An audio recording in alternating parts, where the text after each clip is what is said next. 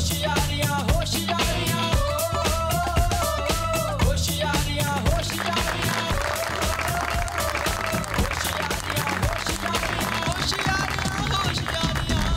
Back नाजरीन। अब हमारा सेगमेंट है जी जहान दानिश। जाने दानिश ने अर्थ पे गया किते। जहान दानिश में आज जिस चीज के हवाले से मैं बात करना चाहता हूँ वो ये है कि एक चीज दुनिया में होती है जिसको सर्वाइवर्स बायस कहते हैं। क्या मतलब? उसका मतलब ये है कि हम सिर्फ वो देखते हैं जो हमें नजर आ रहा होता है, हम जिंदगी में कभी वो नहीं देखते जो नजर नहीं आ रहा। वो देख ही कैसे सकते हैं हम जो नजर नहीं आ रहा? ये सवाल है। असल बात ये है कि जिंदगी में जब भी हम फैसले लेते हैं किसी भी चीज के हवाले से, कारोबार के हवाले से, रिश्तों के हवाले से, दोस्तियों के हवाले से और मुख्तलिफ हवालों से, तो हम हमेशा वही चीज मद्दे नजर रखते हैं जो हमें नजर आ रही है। अब आपका सवाल बहुत पर्टिनेंट है कि जो चीज नजर नहीं आ रही वो कैसे देख सकते हैं। मिसाल के तौर पे आप ये जानते हैं कि पसे दीवार कुछ ना कुछ है जी, तो जब तक उसका इल्म नहीं है तो उस दीवार के बारे में फैसला ना करें। मैं एक और तरीके से आपको समझाता हूं, जिसे कहते हैं कि लिफाफा देख के खत का मजमून भांप लेते हैं लोग। ये नहीं करना चाहिए, वो भी पढ़ना चाहिए जो खत में नहीं लिखा हुआ। एक मिसाल और दे देता हूं आपको। अक्सर जब आपको कोई ये पूछता है, आपका कोई दोस्त, कोई करीबी अजीज, कोई भाई, कि तुम कैसे हो यार, तो हम फॉर्मली कह देते हैं ठीक है। असल में वो ये नहीं पूछ रहा कि तुम कैसे हो यार, वो ये आपको बता रहा है कि मुझे तुमसे मोहब्बत है।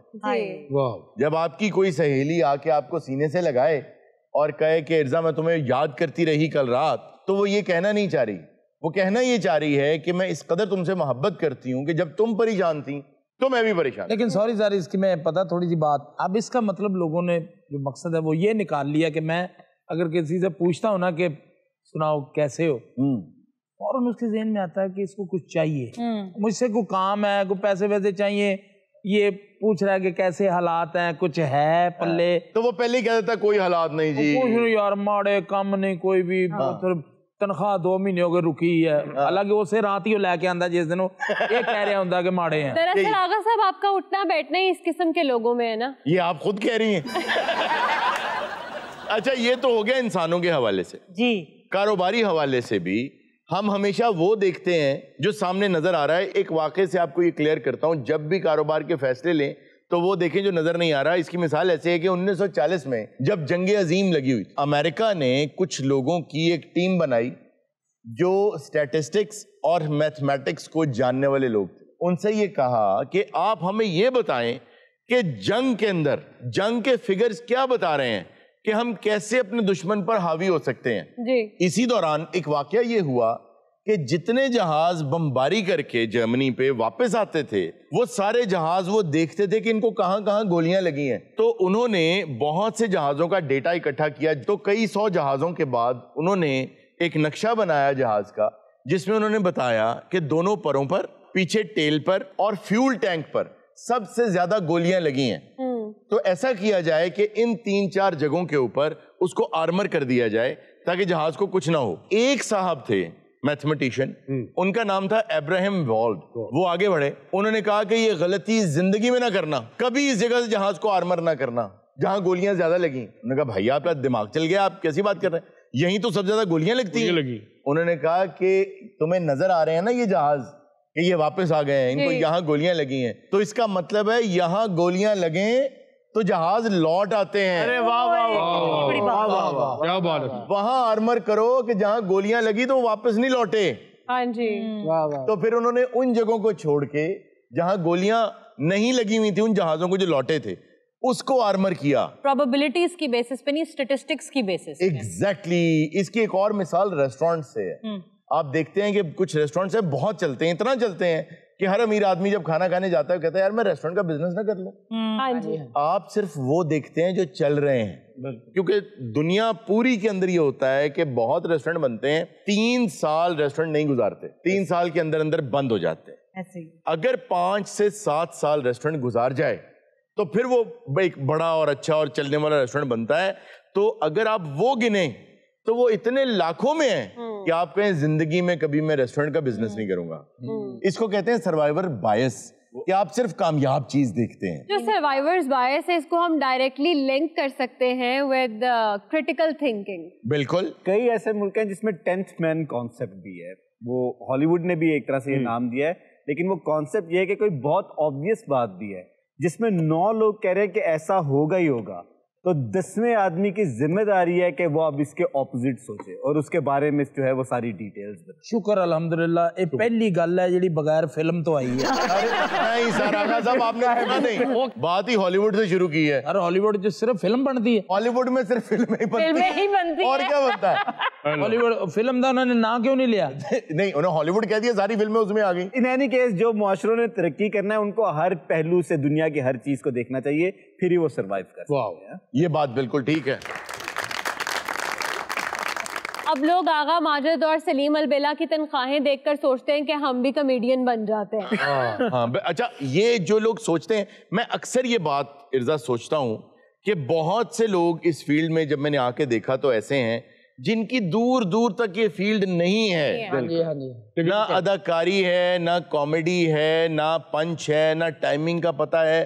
اور میں یہ نہیں کہتا ہوں, میں ڈسکریج کسی کو نہیں کر رہا ہوں, لیکن اگر آپ نے 10 سال 15 سال محنت کی ہے, اس کے باوجود آپ 1% بھی اوپر نہیں گئے, تو ہو سکتا ہے قدرت نے آپ کے اندر کوئی اور خاصیت رکھی. لیکن ویسے ہارون صاحب آپ نے امانت کو اتنی باتیں سنا دی, وہ یہاں پہ تھا بھی نہیں. میں تے آپ سیکھ رہا میں کام سٹارٹ کیتا. بہت سارے لوگ ہیں نا مینوں ملدے آ تے سیدھا ہی کہندے آ سانوں بھی کتے ایئر وائی کرا دے ڈائریکٹ. اچھا اچھا کہندے بھی لے ہی جاؤ, سانوں نہ کوئی پروسیس نہ ہوئے پیچھے. دیکھو نا, وہ سمجھتے ہیں کہ تمہاری ایئر وائی میں اتنا پاوا ہے, تمہارا اتنا پاوا ہے کہ وہ تمہیں نکال ہی نہیں رہے.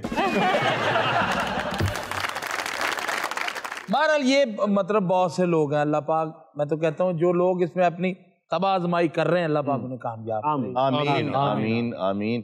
بڑی تلخ سی بات ہے کہ بہت سے گھر خراب ہو گئے, لوگوں نے مطلب بچے رل گئے, بیگمات گھر چھوڑ کے چلی گئی. یہ بات میں بیان کیا تھا یار, یہ فارسی میں نا افسوس کو کہتے ہیں. لیکن میں یہ سمجھتا ہوں کہ ضروری نہیں ہے کہ اس فیلڈ میں سب کامیڈی ہی کریں. کئی مرتبہ آپ کو تختہ مشق بننا پڑتا ہے, آپ کو خود کو پریزنٹ کرنا پڑتا ہے کہ کامیڈی آپ پر ہو سکے. آغا صاحب کتنی دفعہ تختہ مشق بنے بھی ہیں. سر اس کے لیے کوئی مطلب ایسی راکٹ سائنس نہیں ہے کہ میں تختہ مشق بناؤں, یہ بننا چاہیے.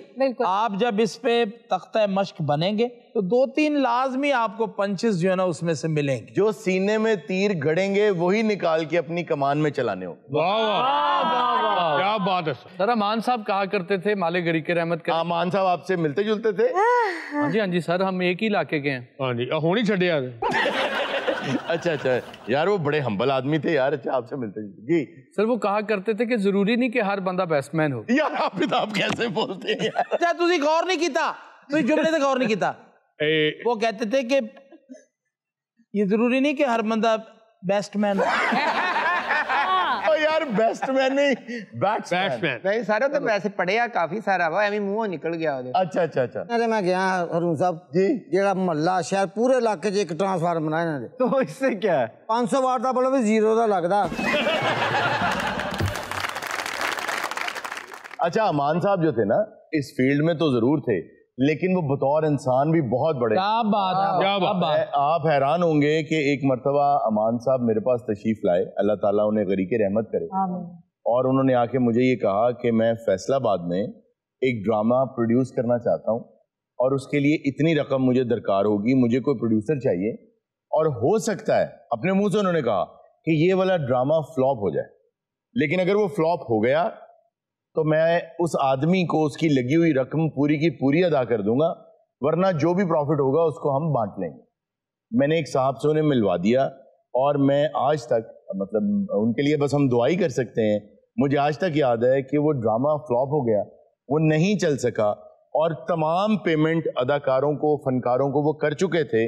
وہ میرے گھر تشریف لائے اور انہوں نے آ کے اس آدمی کو بھی بلایا, اور جتنی اس کی رقم تھی پوری کی پوری ادا کی, اور انہوں نے کہا کہ مجھے ان 3 دن میں ہی پتا چل گیا ہے کہ یہ ڈرامہ فلاپ ہو جائے گا, تم اپنے پیسے لو چلے جاؤ. واہ واہ. ناظرین یہ تھا آج کا شو, انشاءاللہ آپ سے ملاقات ہوگی نیکسٹ شو میں. اپنا بہت سا خیال رکھیے گا. اللہ حافظ.